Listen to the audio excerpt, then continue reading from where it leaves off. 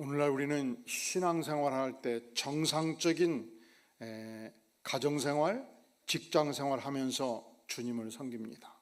예배도 가정생활과 직장생활에 지장이 없게끔 편성이 되어 있죠. 우리는 주일 오전 대부분의 직장이 쉬는 날 하나님께 예배드립니다. 금요일 밤 대부분의 직장이 야근이 없는 날 저녁 예배를 드립니다. 새벽에 일찍이 기도회를 갖습니다. 단지 직장을 갖고 오지 않는 여성들을 위해서 수요일 오전 예배를 드리죠. 그런데 최초에 예수님께서 제자를 선정해서 사역을 할 때는 오늘의 상황과 완전히 달랐습니다. 우리 주님께서 베드로를 향해서, 그물을 싣고 있는 베드로를 향해서 나를 따르라, 따라해볼까요? 나를 따르라, 그렇게 말씀하실 때는 첫째로 완전히 어부라는 직업을 포기하고 나를 따르라는 말씀이었습니다. 그리고 실제로 다 배를 청산하고 어부의 모든 도구들을 다 버리고 전적으로 예수님과 공동생활을 한 것입니다. 주께서 나를 따르라 말씀하실 때 예수님의 제자들은 아예 가정을 떠나서 24시간 공동체 생활을 하면서 전도 사역에 집중을 한 것입니다. 그리고 저들은 기대하는 바가 있었습니다. 언젠가 주께서 지상의 왕국을 건설하면 나는 국무총리가 되고 나는 장관이 되고 세상의 왕국에 대한 소망으로 그들 안에 가득 차 있었습니다. 그런데 어느 날 주께서 말씀하십니다. 나는 이제 곧 십자가에서 처형될 것이다. 그리고 3일 만에 죽음을 뚫고 부활할 것이다. 청천벽력이었습니다. 그리고 믿지 아니했습니다. 그런데 진짜로 주님은 체포되셨고 십자가에서 처형당하셨고 도무지 믿을 수가 없었던 만큼 저들은 처형의 현장에도 나타나지 않았습니다. 도망친 것입니다. 갈릴리로 도망쳤습니다. 흩어졌습니다. 그런데 어느 날 소문이 들려오는 것이죠. 주께서 사흘 만에 부활하셨다. 직접 찾아오는 것이죠. 오늘 말씀은 세 번째 주께서 제자를 찾아온 말씀의 상황입니다. 언제 찾아오셨습니까? 밤새 물고기를 잡았는데 단 한 마리도 잡을 수 없었던 그때. 언제 찾아오셨습니까? 너무너무 배고파서 굶주릴 때. 어떻게 찾아오셨습니까? 맛있는 초반을 아침 밥상을 차려 주신 것입니다. 식사를 다 한 후 우리 주님께서 수제자 베드로를 따로 부르십니다. 내가 너에게 할 말이 있다. 그리고서 동일한 질문을 3번 연속하셔요. 뭐라고 질문하십니까? 자, 우리 다 함께 21장 15절 말씀 우리 한 목소리로 봉독하겠습니다. 시작. 그들이 조밥 먹은 후에 예수께서 시몬 베드로에게 이르시되 요한의 아들 시몬아 내가 이 사람들보다 나를 더 사랑하느냐 하시니 이르되 주님 그러하나이다. 내가 주님을 사랑하는 줄 주님께서 아시나이다. 이르시되 내 어린 양을 먹이라 하시고. 어떤 질문을 하시죠? 요한의 아들 시몬아 너가 이 사람들보다 나를 더 사랑하느냐? 너가 나를 더 사랑하느냐? 같은 질문을 몇 번 하셔요? 3번. 이 16절 요한의 아들 시몬아 너가 나를 사랑하느냐? 17절 요한의 아들 시몬아 내가 나를 사랑하느냐? 베드로는 이 3번의 모든 질문 앞에서 동일한 답변을 합니다. 그렇습니다. 주님 사랑합니다. 내가 주님 사랑하는 줄 주님께서 아시지 않습니까? 주님 사랑합니다. 내가 주님 사랑하는 줄 주님께서 아시지 않습니까? 동일한 답변을 하면서 주께서 말씀하시는 최후의 당부의 말씀을 듣는 것이죠. 내 어린 양을 먹이라 주께서 말씀하십니다. 왜 주님께서는 베드로를 향해서 너가 나를 사랑하느냐? 집요하게 질문하시고 확인하기를 원하셨을까요? 베드로의 입장은 이렇습니다. 본래 베드로는 예수님의 공생의 기간 중에 수만 명 중에서 70문도 중에서 12제자 중에서 가장 용맹스러운 제자였습니다. 가장 충성스러운 제자였습니다. 그러니까 주님께서 그를 수제자로 삼으셨지요.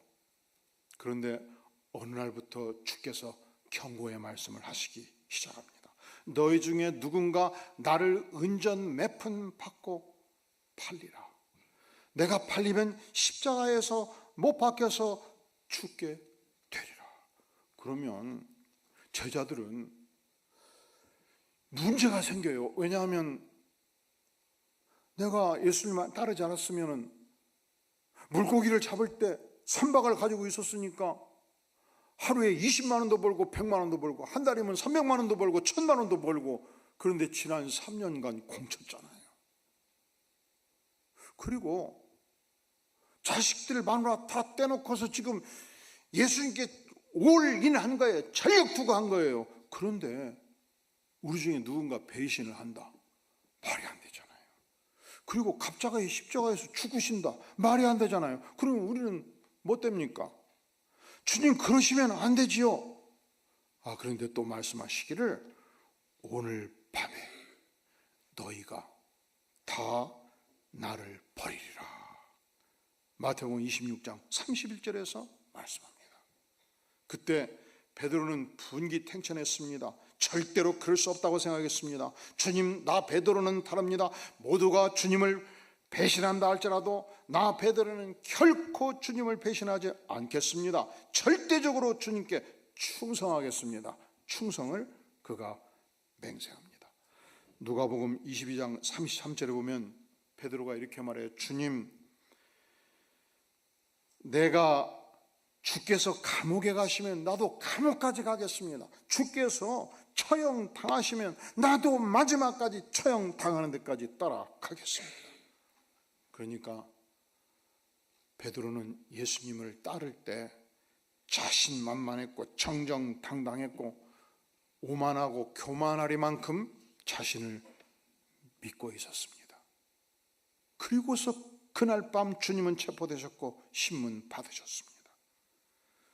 그날 밤 사람들이 예수님을 매로 쳤습니다. 침으로 뱉었습니다. 마태복음 26장 67절에 보면 주먹으로 예수님의 안면을 가격했습니다. 손바닥으로 예수님을 때렸습니다. 그 현장을 베드로가 저 먼 발치에서 구경하고 있었습니다. 베드로가 맹세한 바대로 한다면 어떻게 해야 됩니까? 늑달같이 달려가야죠. 뜯어 말려야죠. 우리 스승이시다. 너희들가 예수님을 치려면 나를 쳐라 하고 자기 몸을 내밀었어야지요. 아닙니다. 그는 도망쳤습니다. 아닙니다. 그는 멀찍이 서 있었습니다. 아닙니다. 그는 구경꾼의 모습을 하고 있었습니다. 그때 옆에 있던 계집종이 당신 예수와 함께 있었지. 아닌데 이 사람이 나사렛 예수와 함께 있는 자로다. 나는 진짜 그를 알지 못하노라.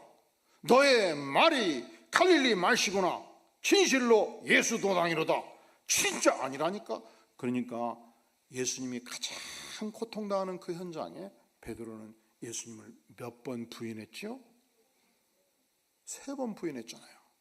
그는 뭔 말처럼 도망쳤잖아요. 그는 배신자가 된 것입니다. 실패자가 된 것입니다. 그리고 주님께서 처형당할 때 이미 현장을 떠나 있었습니다. 그런데 주께서 죽음을 뚫고 부활하셨습니다. 그런데 도망친 나를 주께서 찾아오셨습니다. 보통 이런 상황이 되면 인간이 그래요. 차라리 야, 이 자식아, 내가 가장 어릴 때 너는 큰 소리 치더니 배신했냐 이 나쁜 놈 하면 속이 좀 풀릴 수 있어요. 그런데 주님은 그렇게 말씀하시지도 않아요.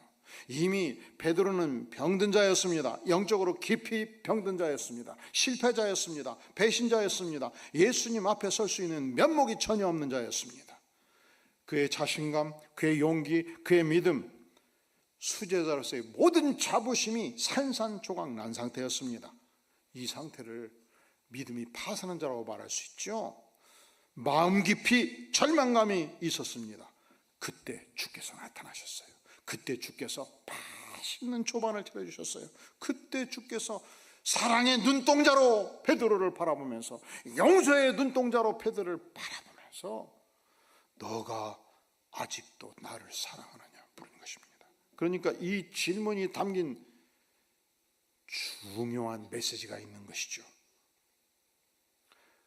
주님은 베드로를 결코 책망하지 않았고 정죄하지 않으신 거예요. 끝까지 사랑해 주신 거예요.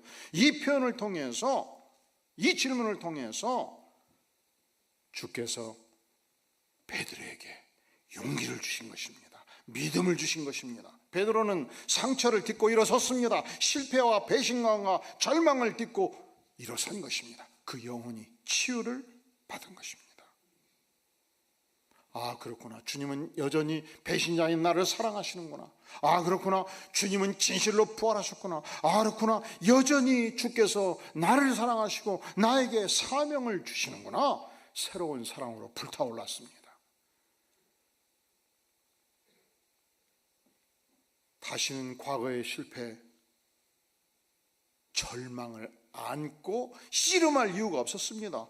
그는 이 자신의 실패를 더 이상 부끄러워하지도 않습니다. 괴로워하지도 않습니다. 왜냐하면 주님의 확고한 사랑을 두 눈으로 보았기 때문에, 왜냐하면 예수님의 십자가 앞에 자신의 모든 실패를 묻었기 때문에, 왜냐하면 온전히 상처를 치유받았기 때문에, 왜냐하면 그는 과거의 실패로부터 완전히 자유할 수 있었기 때문에, 왜냐하면 그는 다시 일어설 수 있었기 때문에 그렇습니다. 사랑하는 성도 여러분, 여러분 중에서 세상에 살면서 내가 직장에서 살아남아야 되기 때문에, 내가 이 어려운 세상에서 사업을 해야 되기 때문에 때로 예수님을 부인한 적은 없습니까? 이 세속의 구덩이에 빠져서 허우적인 세월을 보낸 적이 없었는지 묻는 것입니다. 내가 세상의 죄악에 빠져서 만신창이가 된 적이 없었습니까? 내가 마귀의 꿰매에 빠져서 내가 내 명예를 지키기 위해서 내가 권세를 탐하다가, 내가 재물의 욕망에 빠져서 예수님을 배신한 적이 없었는가 묻습니다. 그리고 그렇게 살았는데 내 영적으로 파산하고 영적으로 빈털터리가 된 적이 없었나요? 그때 베드로처럼 죄책감과 절망감과 실패의식과 고통과 쓰라린 상처를 안고 산 적이 없었는지 묻습니다. 이것을 영적으로 병든 상태라고 말할 수 있습니다. 사랑하는 성도 여러분, 우리 주님은 우리의 영혼을 찾아오실 때 이미 모두 용서하셨습니다. 우리 주님은 우리의 영혼을 찾아오실 때 우리를 맛있는 조반으로 접대해 주십니다.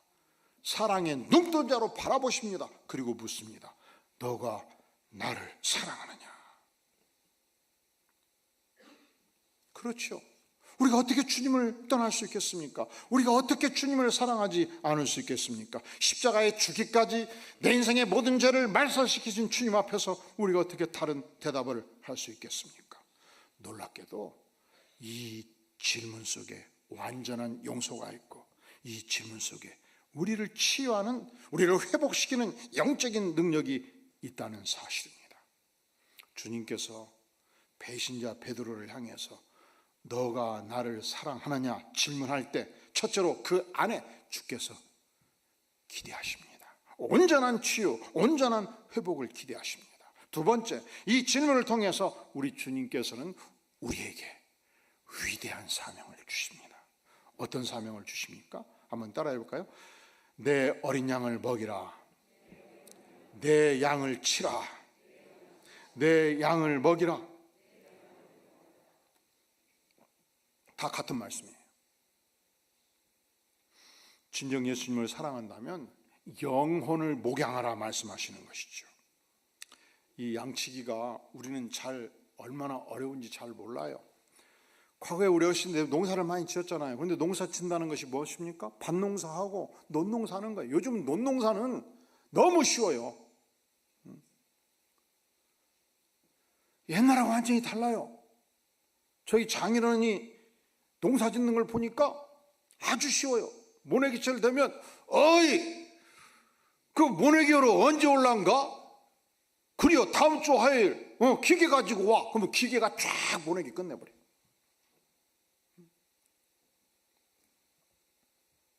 가을에 추수할 때 마찬가지예요. 아, 벼가 다 익었어. 빨리 와야지. 언제 올란가? 기계 가지고 오소. 다음 주 수요일. 그러면 수요일날 기계가 쫙 밀고 가면서 이 볕다는 볕단대로 쫙 따로 모아가지고 동글동글하게 말아서 딱 놔. 그리고 곡식은 벼 이삭은 이삭대로 싹 걷어가지고 또 다 포대기에 넣어놔요. 그리고서 방앗간에 넣으면 방앗간에 나가서 다 쌀을 만들어준단 말이지. 그러니까 요즘 벼농사는 뭘로 지어요? 뭘로 지어요? 전화로 지어, 전화로.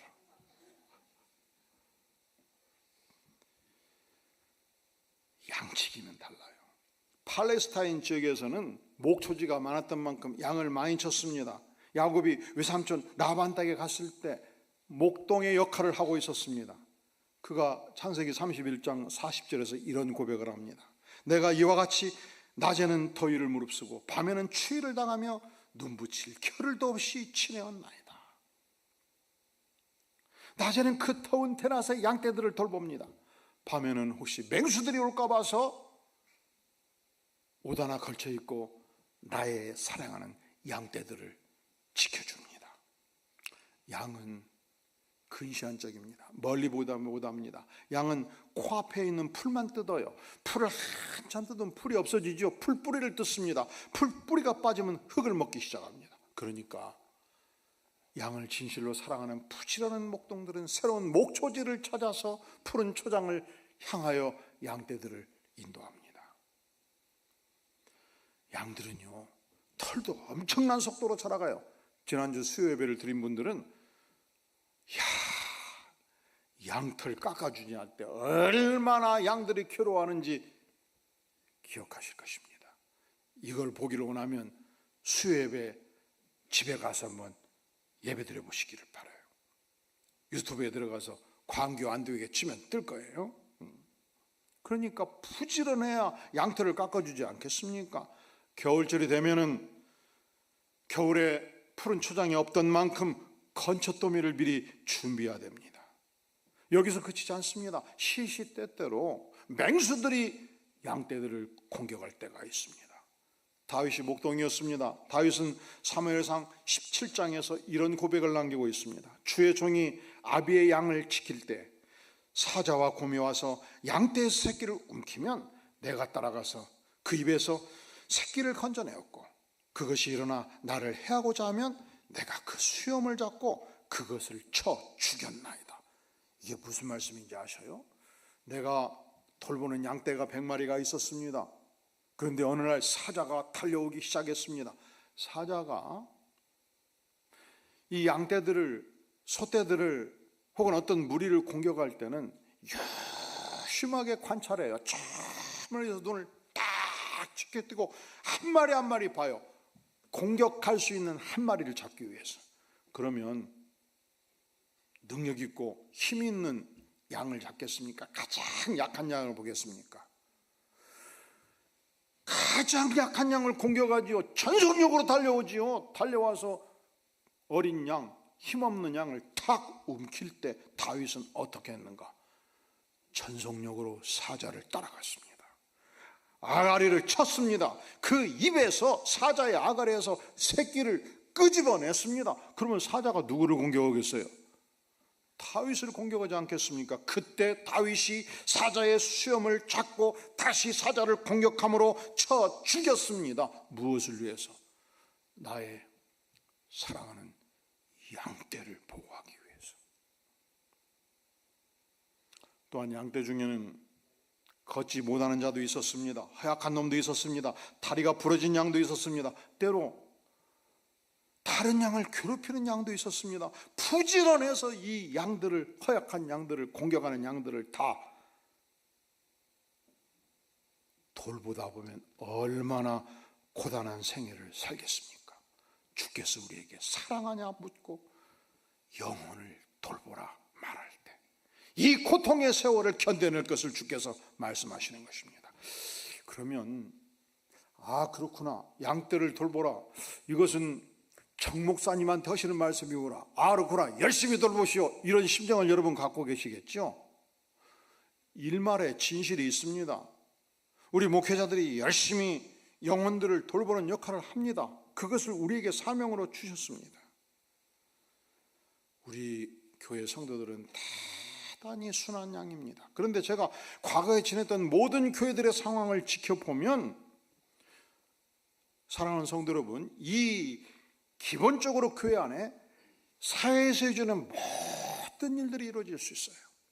왜냐하면 우리는 죄 많은 인생이기 때문에. 왜냐하면 교회 안에는 믿음 좋은 사람도 있고 믿음이 약한 사람도 있고 때로는 불신자도 있기 때문에 교회 안에서 패거리 싸움을 하기도 합니다. 교회 안에서 거액의 사업 자금을 강취하기도 합니다. 그렇게 돈 많은 사람들을 정확히 알아봐요. 그리고 밤에 교제를 해요. 비싼 밥도 먹고. 김집사, 내가 이 사업을 한단 말이야. 응? 지금 이 물건 나만 알고 있는 거 딱 미리 띄워놓으면 6개월, 3개월만 지나면 2배로 뛸 거야. 3억만 투자해. 바로 3개월 후에 내가 3억 얹어서 줄 테니까. 그리고 목사들이 뭐 아나 이런 얘기는 절대로 교회에서는 얘기하면 안 되는 거예요. 알았지? 그렇게 7명, 10명이 걸려가지고 나중에 쑥 드러날 때는 막 20억, 50억 이렇게 드러나는 거예요. 그리고 3개월 후에 사라져버려요. 그래서 우리 교회는 그 몇 가지 원칙을 가지고 있는데 한번 따라해 볼래요? 동업 금지의 원리, 금전대차 금지의 원리. 그러니까 성도 간에 돈을 빌려주고 꾸어주고를 하지를 말자. 그것을 위해서 은행이 존재한다. 만약에 꾸어주거나 빌려줘야 될 필연적인 상황이 있으면 교회 대표자를 만나라는 거예요. 그러면 만나서 이렇게 해가지고 이제 3개월만 빌려주면 3억이 6억이 된다는데 목사님 이보다 더 좋은 일이 없지 않겠습니까? 그분이 7번째 지금 20억째 빌리는 건데 주시오. 줄 수 있으면 주시오. 빌려주지는 마시오. 증여하시오. 이렇게 도움을 줄 수 있다는 것입니다. 그러면 우리 교회에서 지난 29년 동안 이런 일이 전혀 없었을까요? 왜 갑자기 조용해져 버려요? 전혀 없었을까요? 네? 있어요. 제가 있다고 답변을 안 했어요. 세상에서 이루어지는 모든 일이 교회에서 이루어질 수 있어요. 세상은 요즘 이 정치의 세계를 보면 모함도 합니다. 막 거짓말도 자신 있게 합니다. 왕따도 시킵니다. 그런데 교회 안에도 모함이 일어날 수 있어요. 왕따 시키는 일이 일어날 수 있습니다. 제가 미국에 60만 정도 사는 차타노가 시에서 유학을 하고 있을 때 일입니다. 그 교회에서 이런 일이 이루어졌던 거예요. 교회가 두 파가 나눠져 가지고 박터지게 싸웠어요. 싸우면 평일날 싸웁니까? 주일날 싸웁니까? 왜 주일날 싸워요? 주일날 가장 많이 교회를 오니까. 그리고 미국 사회에서 한인교회는 예수 열심히 믿는 사람도 나오고 적당히 믿는 사람도 나오고 안 믿는 사람도 나와요. 그 차타나고에서 한인들이 약 200명에서 300명 살고 있는데 예수 안 믿어도 11시만 되면 입이 근질근질해. 왜 그럴까요? 가만 1시간만 벌 받으면 그냥 맛있는 김치찌개가 나오거든. 그래서 안 믿어도 교회를 가는 거예요.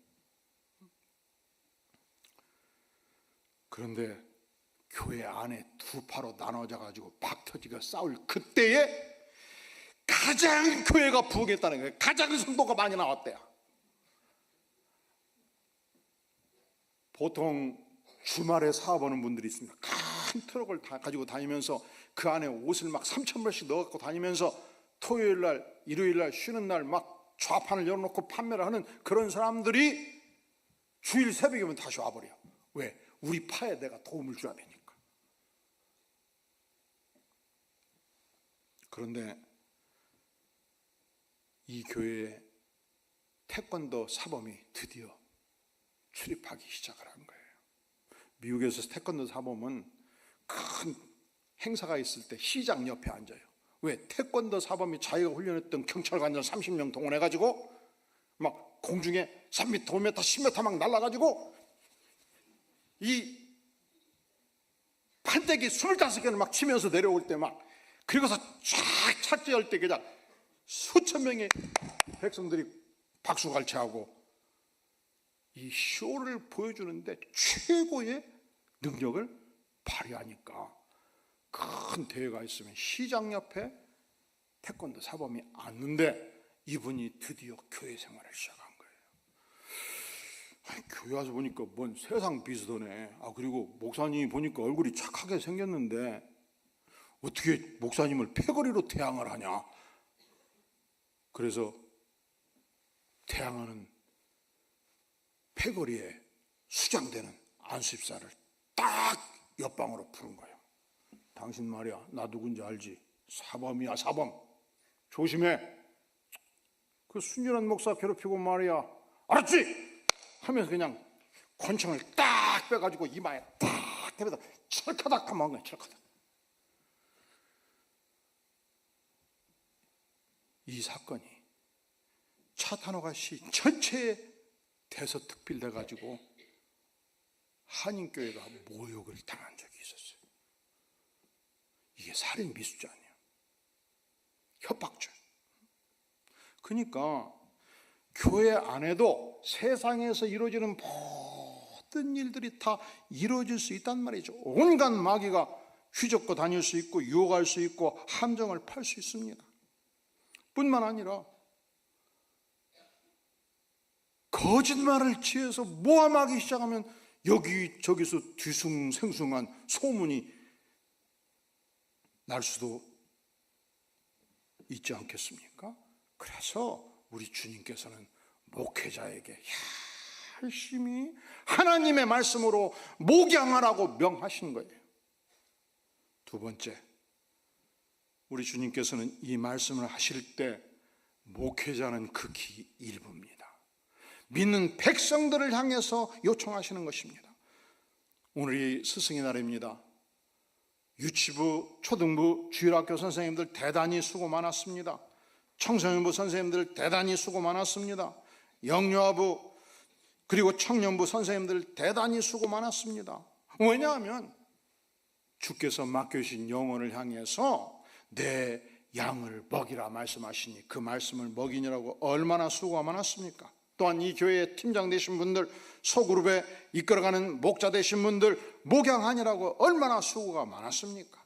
뿐만 아니라 자녀들을 기르시는 부모님들, 손주, 손자를 두신 할머니, 할아버지들 왜 이 땅에 부모로, 조부모로 세우셨는가?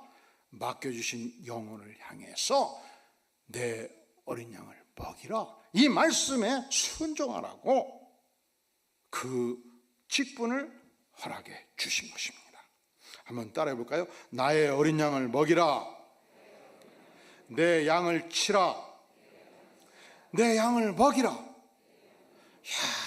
열심히 하나님의 말씀으로 양떼를 먹일 때에 양떼들은 푸른 초장에서 행복한 삶을 살지 않겠습니까?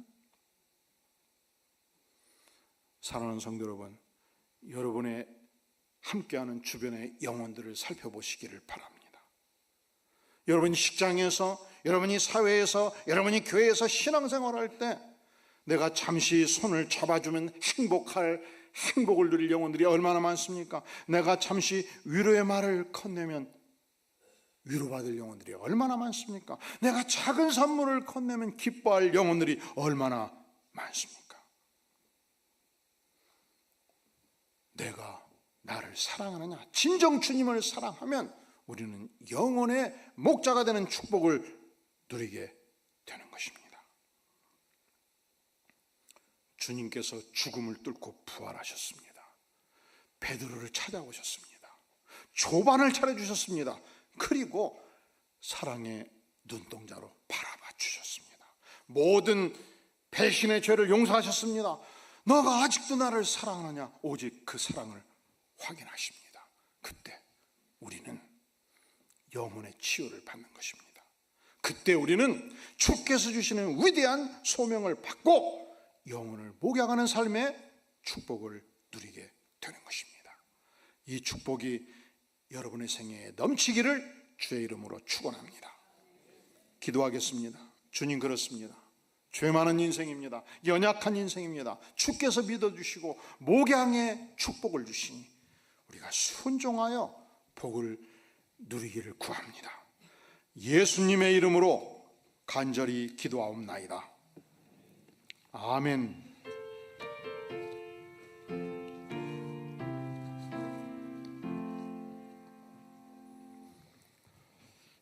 이 시간 주께서 우리에게 주신 말씀 묵상하면서 함께